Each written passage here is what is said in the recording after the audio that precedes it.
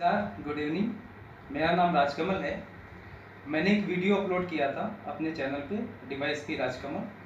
तो उसके बाद बहुत सारे कमेंट आ रहे थे, बहुत सारे क्वेरीज आ रही थी और काफ़ी सारे लोगों के फ़ोन आ रहे थे।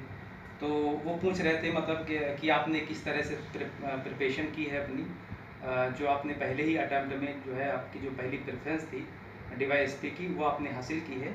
तो उसके लिए आपकी क्या स्ट्रेटजी रही है और मुझे किस तरीके से प्रिपरेशन करनी चाहिए। तो मैं एक वीडियो बनाऊंगा जिसमें मैं अपनी पूरी स्ट्रेटजी और उसके जो सोर्स रहे हैं, किस तरीके से मैंने पढ़ाई की स्टेप बाय स्टेप में, वो मैं बताऊंगा। तो एक बार फिर से मैं अपना परिचय दे दूं। मेरा नाम राजकमल है और यूपी से 2018 में मेरा चयन डीएसपी के पद पर हुआ है और ये मेरा पहला ही अटैम्प्ट था और मेरा पहला जो प्रेफरेंस था वो डीवाईएसपी का था। तो दोस्तों, भाइयों बहनों, मैं चाहता हूँ कि अपने जो मैं वीडियो बना जा रहा हूँ उसमें मेरा जो मेन लक्ष्य है वो ये रहेगा कि बहुत सारे जो अपने दोस्त हैं, लोग हैं जो कोचिंग नहीं कर पाते हैं और बहुत सारी प्रॉब्लम है, फाइनेंशियल प्रॉब्लम और डिस्टेंस की प्रॉब्लम, बहुत सारी प्रॉब्लम होती है। तो मैं चाहता हूँ कि एक ऐसा वीडियो बनाऊँ जिसमें जो कुछ इम्पोर्टेंट सोर्सेस होते हैं, स्टेप बाय स्टेप किस तरीके से प्रिपरेशन करनी चाहिए, एक जो प्रॉपर स्ट्रैटेजी होती है उसको किस तरीके से फॉलो करना चाहिए टाइम बाउंड मैनर में।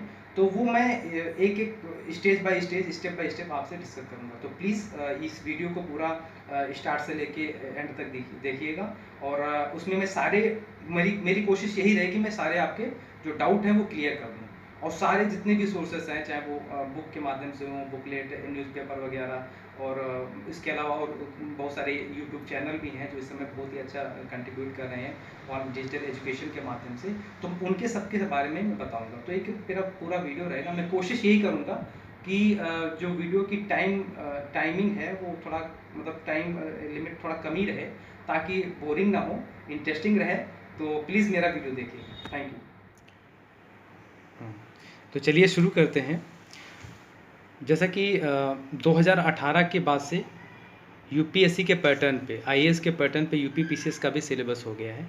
तो अब हमको प्रिपरेशन करने के लिए अलग अलग मतलब आईएएस और पीसीएस की अलग अलग तैयारी करने की बिल्कुल भी ज़रूरत नहीं है। अगर जिनकी एज 32 के ऊपर है, मान लीजिए जनरल कैंडिडेट हैं, तो उनके लिए तो जाहिर सी बात है वो पीसीएस की तैयारी करेंगे, यूपी पीसीएस की तैयारी करेंगी। लेकिन जिनकी एज कम है यानी 21 या उसके उसके ऊपर है, तो यूपीएससी यूपी पीसीएस दोनों की तैयारी एक साथ में कर सकते हैं। तो दोनों प्रिपरेशन एक साथ में की जा सकती हैं। थोड़ा सा एक माइनर डिफरेंस होता है यूपी पीसीएस यूपीएससी में जो अभी है, कि यूपी पीसीएस में जो है आपका यूपी स्पेशल वगैरह, यूपी स्पेशल का जो पोर्शन है वो आपको अलग से पढ़ना पड़ता है। सेंसस इंपॉर्टेंट हो जाती है, सेंसस आपको पढ़ना है। तो कुछ चीज़ें हैं और यूपी की हिस्ट्री वगैरह जो भी ज्योग्राफी है जो पार्टिकुलर यूपी पीसीएस में पूछा जाता है वो थोड़ा इंपॉर्टेंट हो जाता है। बाकी कुछ सोर्सेज हैं, जैसे मान लीजिए जो करंट अफेयर के लिए ले लीजिए, तो करंट अफेयर के लिए आप घटना चक्र पढ़ सकते हैं करंट अफेयर के लिए यूपी पीसीएस में। यूपीएससी में विजन और भी कुछ मैगजीन आती हैं ज़्यादा स्टैंडर्ड मानी जाती हैं, तो यूपीएससी के लिए आप उनको पढ़ सकते हैं। अदरवाइज़ आप एक साथ में यूपी पीसीएस और यूपीएससी यानी आईएएस की तैयारी एक साथ में कर सकते हैं। तो सबसे पहले यही है कि हम जब प्रिपरेशन शुरू करते हैं, जब हम तैयारी शुरू करते हैं, चाहे वो यूपी पीसीएस हो, चाहे वो आईएएस हो, और चाहे वो आपको बैंकिंग हो, ठीक है, एसएससी हो, कोई भी एग्ज़ाम हो, जब हम प्रिपरेशन शुरू करते हैं तो सबसे इम्पॉर्टेंट चीज़ क्या है, what is the most important चीज़? तो सबसे जो इम्पॉर्टेंट चीज़ है वो है आपका सिलेबस। सिलेबस आपका मोस्ट इम्पॉर्टेंट है। और उसके बाद सिलेबस जब आप पढ़ लेते हैं, अच्छे से स्टडी कर लेते हैं, उसके बाद जो सबसे मोस्ट इम्पॉर्टेंट चीज़ होती है सिलेबस के बाद में वो आपका है क्वेश्चंस पेपर। क्वेश्चन पेपर जो पहले पूछे गए हैं पुराने साल के, पहले जो इसके पहले जो आपके पार्टिकुलर एग्ज़ाम के जो क्वेश्चन पेपर हैं प्रीवियस इसके, तो वो क्वेश्चन पेपर को आप स्टडी करें, यानी पहले सिलेबस, उसके बाद क्वेश्चन पेपर जो पूछे गए हैं उन क्वेश्चन, प्री मेंस इंटरव्यू वगैरह, प्री मेंस में खासतौर पर इंटरव्यू नहीं, सॉरी, तो प्री मेंस में जो क्वेश्चन पूछे गए हैं उनको आप स्टडी करेंगे, सिलेबस, और उसके बाद फिर क्वेश्चन पेपर, और उसके बाद जो आपकी बेसिक जो एनसीईआरटी की बुकें होती हैं, ठीक है, एनसीईआरटी बुकों को आप स्टडी करते हैं। जैसे ज्योग्राफी है, ज्योग्राफी के लिए आपकी जो है फर्स्ट ईयर और इंटरमीडिएट की मतलब 12 की जो एनसीईआरटी बुक होती हैं ज्योग्राफी की वो पढ़ते हैं। इसके अलावा बाकी स्टैंडर्ड बुक्स आती हैं। तो ये सारी चीज़ें आपको और धीरे मतलब ये स्टेप बाय स्टेप कवर करनी होती हैं। तो सबसे मेन इंपॉर्टेंट है सिलेबस, उसके बाद क्वेश्चन पेपर। अब हम जो है स्टेप बाय स्टेप आपको बताएंगे कि कौन से सब्जेक्ट के लिए कौन सी बुक और उसके लिए और अदर सोर्सेज क्या हो सकते हैं। तो क्या आपकी रणनीति होगी प्री से लेके और आपकी इंटरव्यू तक, तो वो बताते हैं। तो हम जो आज बात करने जा रहे हैं वो केवल यूपी पीसीएस के बारे में बात करेंगे। यूपी पीसीएस में 2018 से मैंने बताया, 2018 का मैंने एग्ज़ाम क्वालिफाई किया है। तो 2018 से जो है आपका 2018 से आपकी जो क्या नाम जो प्रीलिम्स एग्ज़ाम होता है तो उसमें आपकी नेगेटिव मार्किंग स्टार्ट हो गई, ठीक है। और साथ ही साथ जो है पैटर्न आपका चेंज हो गया। पहले जो है जीएस के पेपर जो है ऑब्जेक्टिव बेस्ड होते थे और उसमें 2 ऑप्शनल होते थे, लेकिन अब जो है आपका एक ही ऑप्शनल है आपका। और बाकी जो जीएस के 4 पेपर हो गए हैं और वो सारे जो है सब्जेक्टिव हो गए हैं। तो हम मतलब डिस्कस करते हैं कि पहले डिस्कस करते हैं प्री के बारे में बात करेंगे। तो प्री हमारा जो है ना उसमें 2 पेपर होते हैं, GS1 और GS2। तो GS1 में जो है ना, GS1 में आपका हिस्ट्री और ज्योग्राफी, ठीक है, इकोनॉमिक्स, पॉलिटी, ये सारे जो है मतलब सब्जेक्ट आते हैं, करंट अफेयर, इकोलॉजी, एनवायरनमेंट, ये सब आते हैं। तो आपका ये जीएस का हो जाता है जो कि 200 नंबर का है। दूसरा आपका GS2 है जिसमें आपका रीजनिंग आता है और रीजनिंग, मैथमेटिक्स, कॉम्प्रहेंसन, हिंदी का भी पैराग्राफ आता है, इंग्लिश में भी आता है और ये सारी चीज़ें आती हैं। ये भी आपका 200 नंबर का होता है। तो जो फर्स्ट पेपर है 200 नंबर का होता है, लेकिन इसमें 150 क्वेश्चन होते हैं और इसमें आपके जो है 100 क्वेश्चन होते हैं। 200 नंबर के दोनों पेपर होते हैं। लेकिन जो सेकंड पेपर होता है उसकी एक कंडीशन है कि ये क्वालिफाइंग है, 33% मार्क्स इसमें आपके होने चाहिए क्वालिफाई करने के लिए। ये चीज़ हो गई। तो अब हम जो है एक ग्लिम्स डालते हैं जो इसका प्री का जो सिलेबस होता है। क्योंकि मैंने ये वीडियो जो है मैं पार्टिकुलर हिंदी मीडियम में जो प्रिपरेशन कर रहे हैं उनके लिए पहले बना रहा हूँ। तो इसमें हम लोग बात कर लेते हैं का, यानी प्रीलिम्स का जो फर्स्ट पेपर होता है GS1, उसके बारे में एक छोटा सा बस ऐसे ही देख लेते हैं। जैसे इसमें क्या क्या आता है, राष्ट्रीय एवं अंतर्राष्ट्रीय महत्व की सामयिक घटनाएं आती हैं, भारत का इतिहास एवं भारतीय राष्ट्रीय आंदोलन आता है, भारत और विश्व भूगोल का, भारत और विश्व का भौतिक, सामाजिक, आर्थिक भूगोल आता है आपका, ठीक है, भारतीय राजनीति, पॉलिटी आती है आपकी, और ये इकोनॉमिक्स क्या नाम, ये आर्थिक और सामाजिक विकास आता है, पर्यावरण और पारिस्थितिकी आता है, ठीक है। तो ये सारी चीज़ें हैं। भारत का इतिहास एवं राष्ट्रीय आंदोलन, भारत एवं विश्व का भूगोल, और भारतीय राजनीति एवं शासन, संविधान, राजनीतिक व्यवस्था, पंचायती, ये हो गया। और फिर आर्थिक और सामाजिक विकास, ठीक है, और पर्यावरण, पारिस्थितिकी और सामान्य विज्ञान, साइंस। तो ये आपका जो है GS फर्स्ट का हो गया। अब GS सेकंड में क्या क्या आता है, GS सेकंड जो कि 33% क्वालिफाइंग है, उसमें 33% ही आपको मार्क्स लाने पड़ते हैं उसको क्वालिफाई करने के लिए।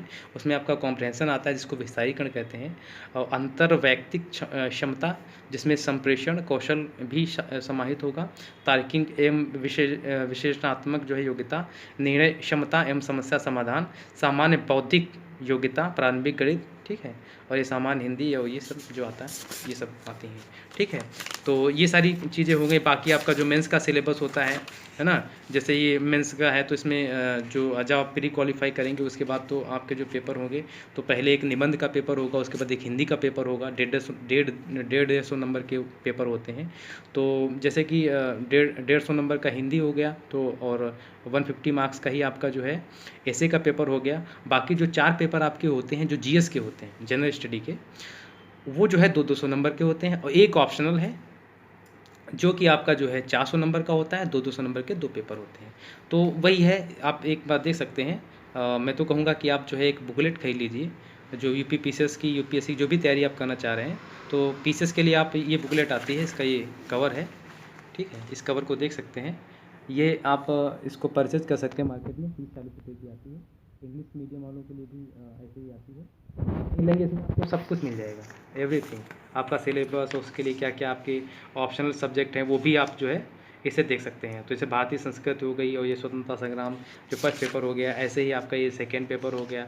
तो ये सारी चीज़ें हैं जो मेंस में आपके आएंगी। तो हम पहले जो है आपको बता देते हैं कि कौन कौन सी बुक्स इसके लिए इम्पोर्टेंट है, ठीक है। तो बुक्स बता, सो डियर फ्रेंड, आप लोग देख रहे होंगे कि मैंने ये इंग्लिश में नोट कर रखा है, तो थोड़ा माफ़ कीजिएगा।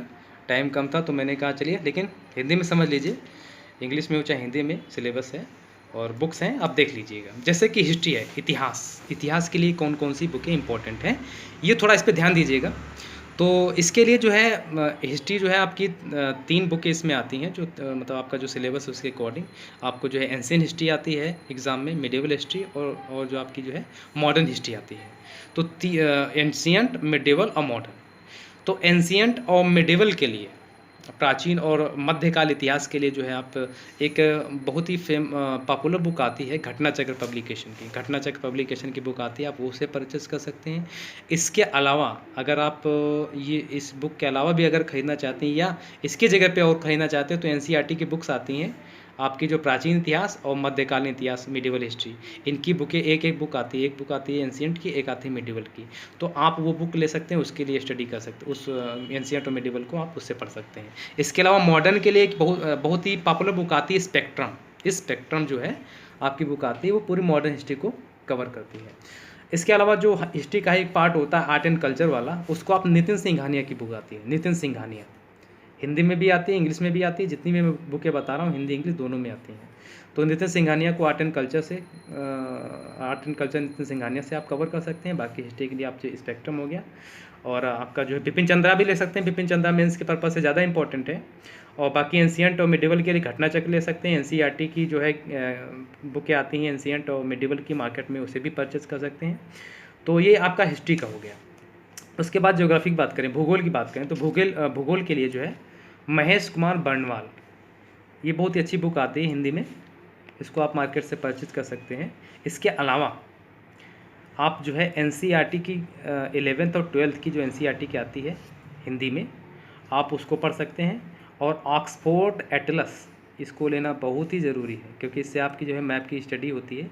और इसकी स्टडी के लिए एक क्या नाम जो है मैप की स्टडी बुक भी करके आती है, मैप प्रैक्टिस करके बुक आती है, उसको भी आप प्रैक्टिस के लिए ले सकते हैं। अदरवाइज नहीं लेना चाहें तो आपके लिए ऑक्सफोर्ड एटलस, या ये अगर ना लेना चाहें तो ज्ञान मानचित्र करके एक बुक आती है।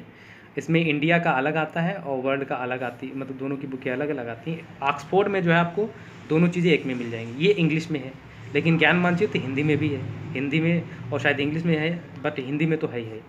तो इसमें इंग्लिश में मिलेगा, लेकिन इतना तो कर सकते हैं, अगर लेना चाहिए ले लें, चाहे ज्ञान मानचित्र ले लीजिए। तो हिंदी के लिए ये भी है।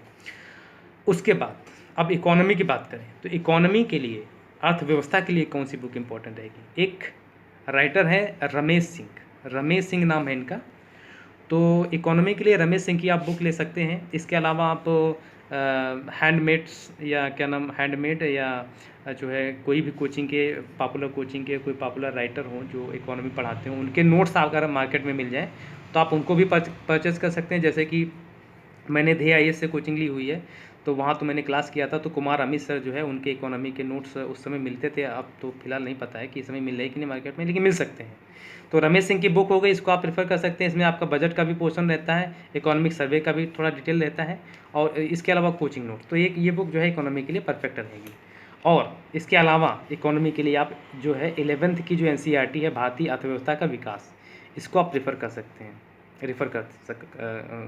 हैं, क्योंकि ये जो है बुक पढ़ने से आपके जो बेसिक कॉन्सेप्ट हैं वो भी क्लियर हो जाएंगे। उसके बाद आता है पॉलिटी, राजनीति व्यवस्था। राज्य व्यवस्था के लिए जो है M लक्ष्मीकांत की बुक आती है। तो ये जो M लक्ष्मीकांत की बुक आती है, ये परफेक्ट रहेगी, आप इसको जो है रेफ़र कर सकते हैं पॉलिटी के लिए। इसके अलावा अगर कोई कोचिंग कर रहा है तो उसके लिए, अगर उसके पास कोचिंग नोट्स हैं तो वो भी पढ़ सकता है। अदरवाइज़ मार्केट से अगर मिल सकते हैं तो वो भी उसके लिए भी जो है आप कर सकते हैं, ले सकते हैं। और M लक्ष्मीकांत की बुक, एक ही बुक, हर सब्जेक्ट की एक ही बुक रखिए, एक ही बुक परफेक्ट होती है, उसी को बार बार पढ़िए, रिवाइज कीजिए। तो M लक्ष्मीकांत की बुक जो है वो चाहे यूपी पीसीएस तैयारी करें, चाहे यूपीएससी करें, और दोनों की तैयारी करेंगे तो अब तो दोनों की तैयारी एक ही सिलेबस हो गया, एक ही पैटर्न हो गया, तो कोई दिक्कत ही नहीं, साथ में ही करनी चाहिए दोनों तैयारी। इसके बाद इकोलॉजी एनवायरनमेंट, पर्यावरण।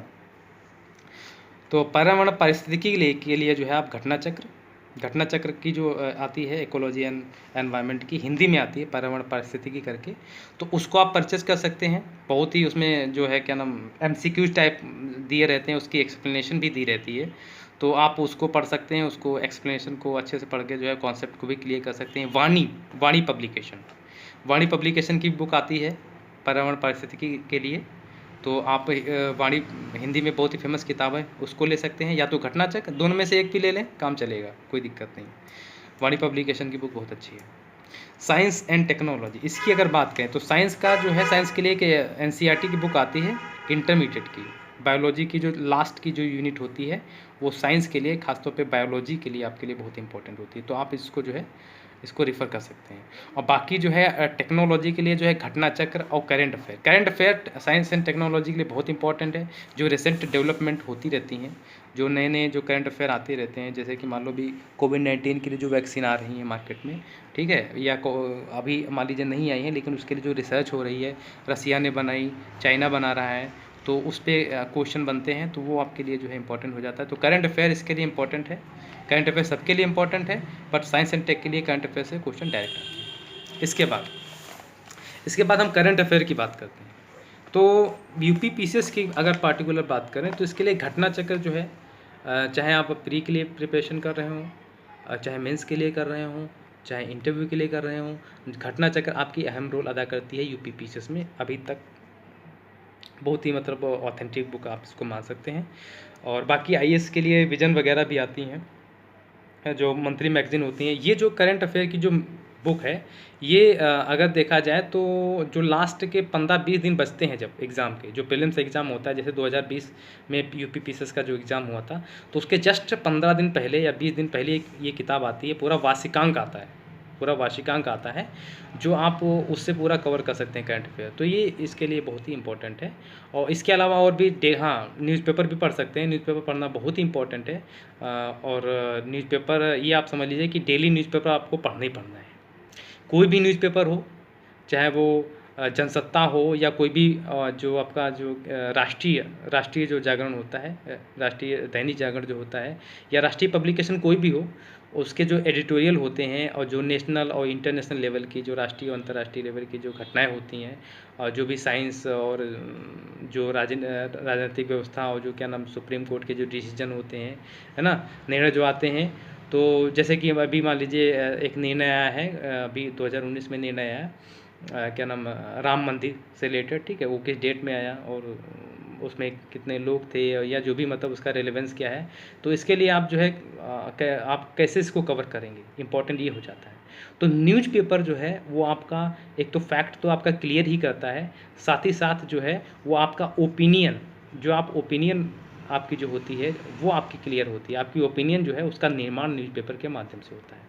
इसलिए न्यूज़पेपर पढ़ना बहुत ज़रूरी है। अगर इंग्लिश मीडियम में हैं आप, तो उसके लिए द हिंदू और इंडियन एक्सप्रेस जैसे न्यूज़पेपर आते हैं। अगर आप हिंदी मीडियम में हैं तो हिंदी मीडियम में कोई भी अच्छा न्यूज़पेपर हो, जनसत्ता है, और भी आते हैं मार्केट में, ठीक है, उसको आप डेली पढ़िए। ये मैटर नहीं करता आप कि ऑफलाइन पढ़ रहे हैं कि ऑनलाइन पढ़ रहे हैं, आप उसको जो है कॉपी के रूप में मंगा रहे हैं या आप ऑनलाइन पढ़ रहे हैं, बस पढ़िए, रेगुलर पढ़िए, और मैगजीन से जो है उसका रिवीजन कीजिए। तो ये हो गया। उसके बाद आता है ऑप्शनल क्या रखा जाए, वैकल्पिक विषय क्या रखा जाए, ये प्रॉब्लम आती है। तो बहुत सारे लोग जो है, मैं एक दो जगह गया मैं, तो वहाँ पे कुछ लोगों ने पूछा कि वैकल्पिक विषय ज्योग्राफी सही रहेगा या हिस्ट्री सही रहेगा, या सोशियोलॉजी जो आपका सब्जेक्ट रहा है सोशियोलॉजी, या वो सही रहेगा।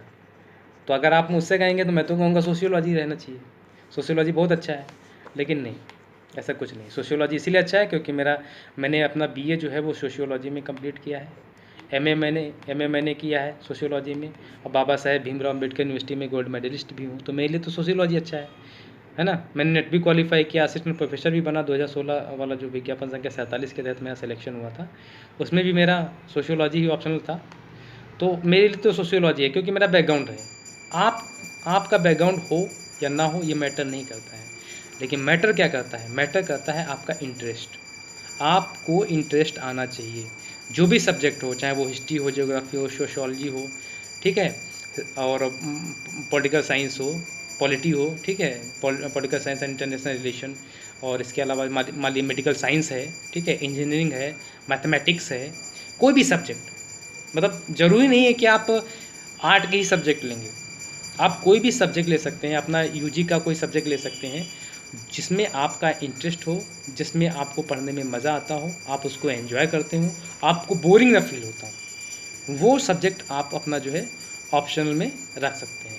फॉर एग्जांपल अगर कनिष्क कटारिया की बात करें तो जो 2019 में टॉपर रहे हैं, 2018 में जो टॉपर रहे हैं, तो उन्होंने अपना जो ऑप्शनल था वो मैथमेटिक्स रखा था।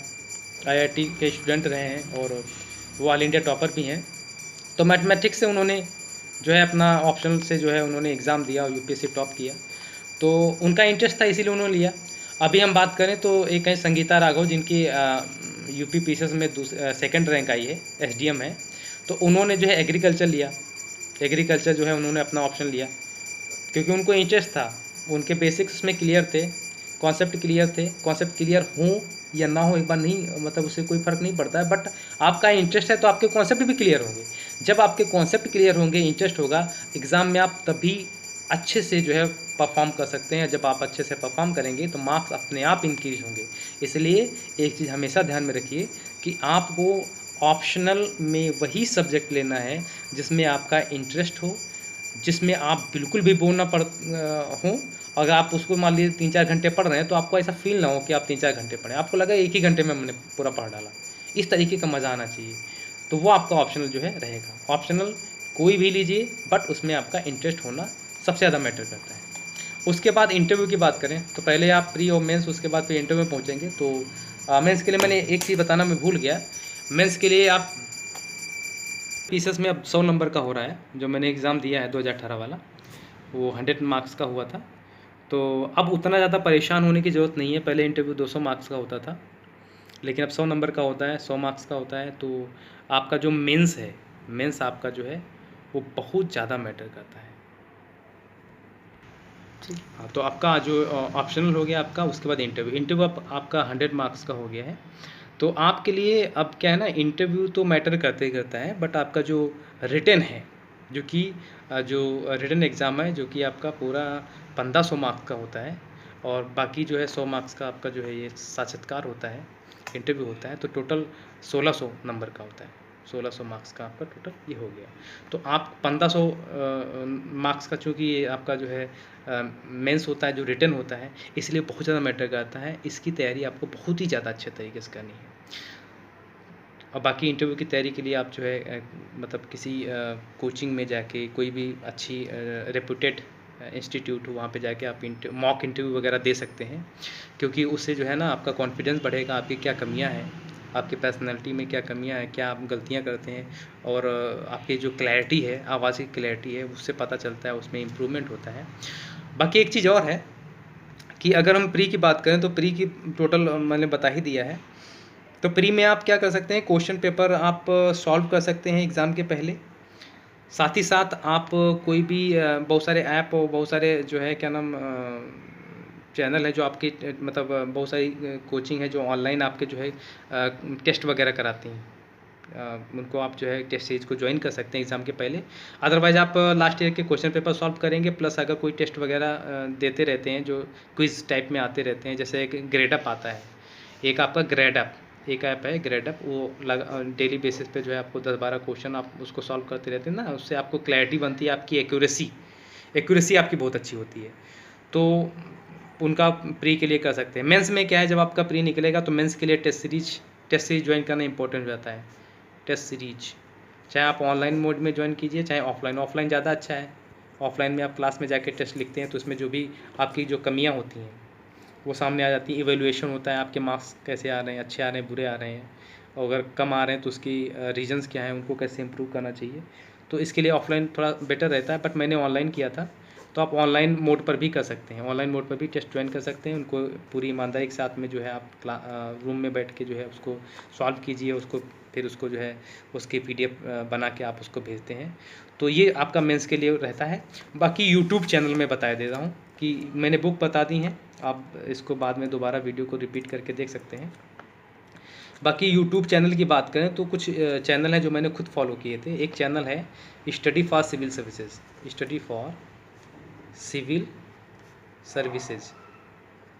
ठीक है। स्टडी फॉर सिविल सर्विसेज है ज्ञान प्रकाश मिश्रा का, ज्ञान प्रकाश मिश्रा जी का है चैनल। तो इसको आप फॉलो कर सकते हैं। इसमें आपको चाहे NCERT का हो, जो आपको पूरा समरी मिल जाती है, और या करेंट अफेयर हो, इकोलॉजी, एनवायरनमेंट, साइंस, भूगोल, मतलब जो भी है उसके पापा वीडियो बनाते हैं, बहुत फेमस है। दूसरा एक है चैनल आज़ाद IAS एकेडमी, आज़ाद IAS एकेडमी। मेरी राइटिंग पे फोकस मत कीजिएगा प्लीज़, जो मैं बोल रहा हूँ उस पर फोकस कीजिएगा। आज़ाद IAS एकेडमी, आज़ाद IAS एकेडमी पे आप जो है मास्टर वीडियो देख सकते हैं रवि प्रकाश आज़ाद सर के। हिस्ट्री, ज्योग्राफी, इकोनॉमी, मतलब इतिहास, भूगोल, अर्थव्यवस्था, राजव्यवस्था, घटनाचक्र, सारी चीज़ें, मतलब करंट अफेयर, सब कुछ इस पे देख सकते हैं। विज्ञान भी, तो 2-2 घंटे की उनके मास्टर वीडियो हैं, आप उनको देख सकते हैं। तीसरा एक चैनल है स्टडी आई क्यू पे जो है प्रशांत सर हैं,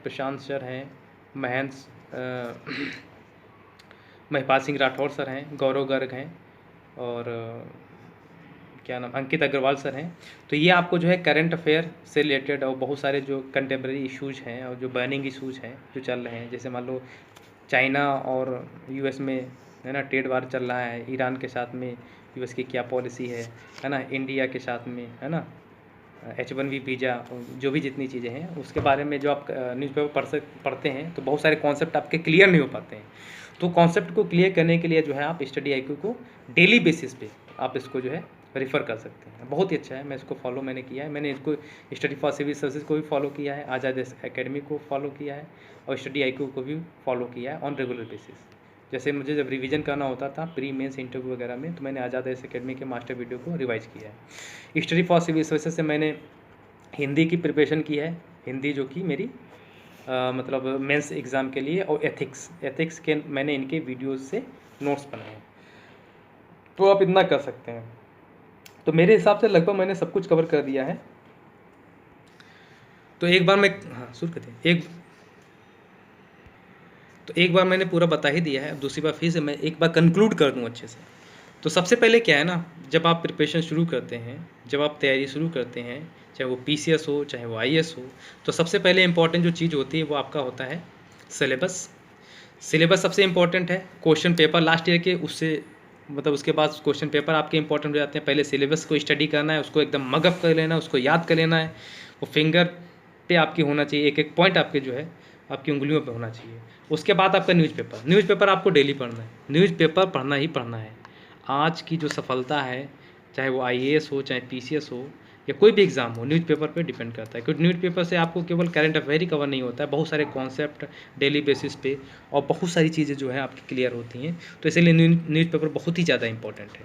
तो न्यूज़पेपर हो गया, syllabus, last year question paper और न्यूज़पेपर। उसके बाद मैंने बुक्स बता दी आपको। बुक्स हिस्ट्री के लिए मैंने बता दिया आपको, स्पेक्ट्रम बता दी, बिपिन चंद्रा बता दी, ठीक है। एंशिएंट और मिडिवल के लिए आप NCERT पढ़ सकते हैं।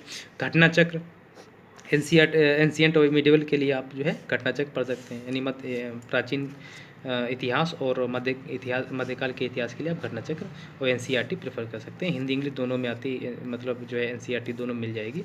आर्ट एंड कल्चर के लिए नितिन सिंघानिया, जो कि हिंदी इंग्लिश दोनों में है, हिंदी में मिल जाएगी। ज्योग्राफी के लिए जो आप महेश कुमार बलवान, हिंदी में है। NCERT हिंदी इंग्लिश में तो आती हैं, पता है आपको। तो ये जो है इससे आप कवर कर सकते हैं। ऑक्सफोर्ड एटलस जो है ज्योग्राफी के लिए। ज्ञान मानचित्र, ठीक है, हिंदी में मिल जाता है। इंडिया वर्ल्ड दोनों का आपका मिल जाएगा इसमें, ठीक है। मैथ प्रैक्टिस के लिए बुक ले सकते हैं, अगर नहीं लेंगे तो इससे भी काम चलेगा, ठीक है। इकोनॉमी के लिए रमेश सिंह की जो बुक है बहुत ही अच्छी बुक है, बहुत सारे लगभग मतलब सब कुछ आपको लगभग इसमें मिल जाएगा, इसके लिए आपको कहीं जाना नहीं पड़ेगा। बाकी कोचिंग मटेरियल अगर कहीं मिल जाए अच्छा, अगर रेप्यूटेड कोचिंग का है, जैसे कुमार अमित सर के नोट्स वगैरह हैं, या और किसी मतलब टीचर के हों जो अच्छे हों उसको आप जो है रेफ़र कर सकते हैं। और प्लस साथ में इकोनॉमी के लिए अगर 11th की NCERT अगर आप पूरी पढ़ डालेंगे तो आपके बेसिक जो है कॉन्सेप्ट बिल्डिंग के लिए बहुत ही ज़्यादा अच्छी रहेगी। पॉलिटी के लिए हम लक्ष्मीकांत, इसका कोई जो दूसरा अल्टरनेटिव नहीं है, ये आपके लिए बहुत ही अच्छी है। इकोलॉजी एनवायरनमेंट के लिए, पर्यावरण पारिस्थितिकी के लिए घटना चक्र की जो आती है MCQ बेस्ड जो बुकलेट, एक्चुअली घटना चक्र जो है ना उनकी 8 किताबों का पूरा एडिशन होता है। History, geography, economy, polity, science में सब मिला के 8 किताबों का होता है, इसमें इकोलॉजी एनवायरनमेंट की। तो पूरा चाहे आप सेट भी कर सकते हैं, आप लास्ट ईयर के क्वेश्चन पेपर होंगे, बाकी जो आ सकते हैं क्वेश्चन जो बहुत इंपॉर्टेंट चैप्टर होते हैं आपके हिस्ट्री, ज्योग्राफी, पॉलिटी वगैरह के, तो उसको भी ये कवर करते हैं। तो इसमें MCQs आप सॉल्व कर सकते हैं इससे। वाणी पब्लिकेशन की बुक आती है वो ले सकते हैं, अगर ये ना लेना चाहें तो वाणी पब्लिकेशन से कवर कर सकते हैं। साइंस एंड टेक्नोलॉजी के लिए घटना चक्र में बताया, टेक्नोलॉजी के लिए घटना चक्र और करंट अफेयर इंपॉर्टेंट हो जाता है। साइंस के लिए आप बायोलॉजी की जो NCERT की बुक आती है इंटरमीडिएट की, ठीक है, लास्ट यूनिट साइंस के लिए बहुत इंपॉर्टेंट है बायोलॉजी के लिए। और करंट अफेयर के लिए घटना चक्र आती है PCS के लिए, UP PCS के लिए घटना चक्र सफिशेंट है। और इसके अलावा आप डेली बेसिस पे न्यूज़पेपर पढ़ते हैं, घटना चक्र आपकी जो है 15 दिन 20 दिन पहले आती है तो पूरा साल कवर हो जाता है। न्यूज़पेपर तो आपको डेली ही पढ़ना है। ऑप्शनल के लिए मैंने बता ही दिया कि वही ऑप्शनल रखना है जिसमें आपका इंटरेस्ट हो। अगर आप लीजिए मानिए कि आप जो है आपने अभी तक कोई ऑप्शनल स्टडी ही नहीं किया है, आपको पता ही नहीं कि कौन सा लेना चाहिए, तो मेरे हिसाब से मेरी राय यही रहेगी कि आप जो भी आपको लगता है ऑप्शनल आप जो रखना चाह रहे हैं, आप 2-3 सब्जेक्ट जो आप सोच रहे हैं कि इनमें से मैं कोई एक ऑप्ट कर सकता हूँ, तो उनको अच्छे से स्टडी कर लीजिए, 10-10 12-12 दिन दीजिए उसको, और फिर जो है उनको पढ़िए, देखिए आपका इंटरेस्ट किस में है, कौन सा किस में आपको जो है ज़्यादा आनंद आ रहा है और कौन आपको ज़्यादा सूट कर रहा है और आप बोर नहीं हो रहे हैं, तो वो सब्जेक्ट को आप चूज़ कर सकते हैं। इंटरव्यू के लिए मैंने बताया दिया, अब तो 100 नंबर का होता है तो ज़्यादा टेंशन की जरूरत नहीं है। पहले प्री निकालिए, मेंस निकालिए, उसके बाद इंटरव्यू आपका आराम से हो जाएगा। मेंस अच्छा हो जाएगा तो सिलेक्शन आपका पक्का है, नो डाउट। ठीक है, चैनल मैंने बता दिया, ग्रेड अप है आपका, टेस्ट उससे दे सकते हैं, ऐप को डाउनलोड कर सकते हैं, ग्रेड ऐप, ठीक है। और टेस्ट सीरीज जो है मेंस के लिए इंपॉर्टेंट हो जाती है। प्री के लिए अगर टेस्ट सॉल्व भी कर लेंगे, ऑनलाइन सॉल्व कर लेंगे, ग्रेडअप वगैरह से जो है हेल्प ले लेंगे, मतलब उससे जो है क्वेश्चन अगर सॉल्व कर रहे हैं क्विज वगैरह, तो दिक्कत प्री में ज़्यादा नहीं होगी, लेकिन मेंस के लिए इंपॉर्टेंट हो जाता है। चाहे आप ऑनलाइन जो है टेस्ट सीरीज सॉल्व करें, चाहे जो है ऑफलाइन, ये आपकी जो है ना, इससे आपकी प्रैक्टिस बहुत ज़रूरी है, राइटिंग प्रैक्टिस बहुत ज़रूरी है। हो सके तो डेली करें, नहीं डेली करें तो प्री के बाद में तो आपको रोज़ ही करना है, और टेस्ट सीरीज ज्वाइन कर लेंगे तो बहुत ही अच्छा है। तो तैयारी अगर मान लिया आप बेसिक शुरुआत से तैयारी कर रहे हैं तो उसके लिए आप जो है जो पढ़ाई कर रहे हैं तो बीच बीच में आप कहीं भी मतलब गूगल पे या मतलब कहीं कोई बुकलेट ले लीजिए, या लास्ट ईयर के जो क्वेश्चन पेपर हैं मेंस के, उनको आप जो है क्वेश्चन देख सकते हैं। और राइटिंग प्रैक्टिस करना थोड़ा सा ज़रूरी है। अगर पहले से करेंगे तो आपको ज़्यादा बेनिफिट में रहेंगे, और प्री निकलने के बाद में जो आप टाइम थोड़ा कम रहता है तो उसमें थोड़ी दिक्कत होती है। तो राइटिंग प्रैक्टिस भी इम्पॉर्टेंट है। दूसरा मैंने चैनल आपको बता ही दिया, study for civil services channel है। ये बहुत ही अच्छा चैनल है ज्ञान सर का। आज़ाद आईएएस एकेडमी रवि सर का चैनल बहुत अच्छा है। स्टडी IQ के लिए, करंट अफेयर के लिए बहुत ही अच्छा है। करंट अफेयर मैंने कवर किया है। आज़ाद आईएएस एकेडमी के मास्टर वीडियो से आप जो है अपना रिवीजन कर सकते हैं अच्छे से, और बाकी बेसिक चीज़ें क्लियर कर सकते हैं। स्टडी फॉर सिविल सर्विसेज से जो है आप current affair, Hindi, English, ethics, है ना, मतलब करंट अफेयर और ज्योग्राफी और NCERT का जो भी है सब कुछ कर सकते हैं। तो ये हो गया पूरा, मतलब आपका जो है पूरा स्ट्रैटेजी हो गई कि कैसे शुरुआत करें, बुक्स कौन कौन सी इंपॉर्टेंट हैं, NCERT भी मैंने बता दी, ठीक है, ऑप्शनल भी बता दिया, इंटरव्यू सब कुछ बता दिया, चैनल भी मैंने बता दिए। तो ये सारी चीज़ें हैं, तो आप इसको वीडियो को 1 बार 2 बार 3 बार देखिए, अच्छे से देखिए, और लगभग मैंने पूरा सब कुछ कवर कर दिया। इसके बावजूद भी अगर कोई प्रॉब्लम रह जाती है, कहीं पे कोई कमी रह जाती है, तो प्लीज़ नीचे जो है कमेंट बॉक्स में कमेंट कीजिएगा, और मैं जो है उसको रिप्लाई कर सकता हूँ। तो आप इसको थोड़ा देख लीजिएगा अच्छे से। मैंने लगभग सब पूरा बता दिया है, सब कुछ कंप्लीट कर दिया है, तो प्लीज़ इसको फॉलो करें, और थैंक यू सो मच।